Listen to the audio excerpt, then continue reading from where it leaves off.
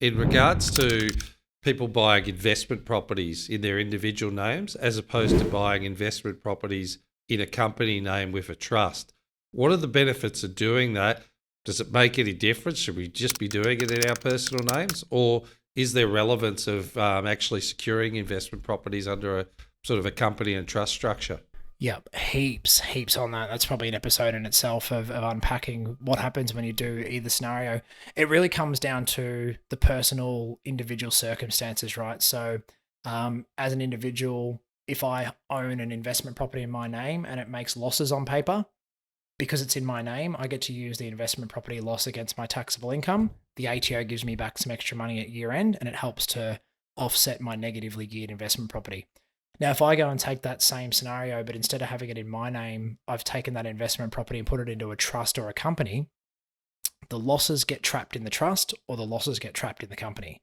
I can't use those losses in my name, but if I've been funding this property through a trust or a company, my benefit's gone. The ATO is not going to give me a sweet refund, which helps support me funding my investment property. So understanding the cash flow of the investment property is a big thing up front to decide who's going to be the owner of the property. Even husband and wife, husband and husband, wife and wife. If you're in a relationship and you own a home, even brother and family members. If you're looking at the percentage for tax purposes of who should own that property, and you've got somebody with a big income and somebody with a smaller income, again, now you're going, well, who should own the majority of that property if it is positively or negatively geared? So quite often we see the first couple of properties are owned individually. Once couples build their wealth and they've got enough money to pay a large deposit to make a property positively geared, that's where we start to see them go into family trusts. Now, in a family trust, you've still got the capital gains discount, but you've got the ability to then distribute the income from that property to other family members. You might have kids that are now over 18 that are studying at university or starting their first jobs, but all of a sudden you're able to spread the income from your property into other people's tax returns in your family group. So it starts to become quite flexible.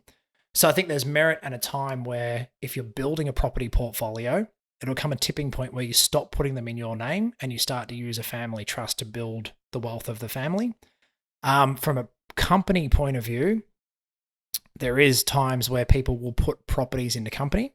But what will happen is you'll lose the capital gains tax exemption. So if you make a gain on the property, you won't get a 50% discount. But at the same time, if you're planning on holding onto that for a very long time, you're paying tax for the next 20 years at 45 cents to the dollar in your name. This company is going to be capping your tax rate on your property profits at 26%.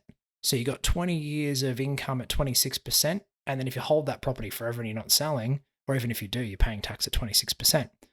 In your name, you might have paid for the next 20 years at 45 cents to the dollar. So there's so many different things to consider when it comes to structuring your property acquisition: individual name, family trust, company.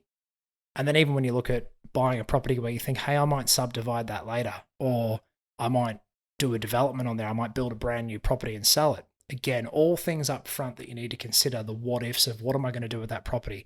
Nobody has a crystal ball, but it's about laying out the plan early on for your intention of what you're buying that property for. Is it to hold forever and make it a part of the family's wealth long term with no intention to sell? Cool.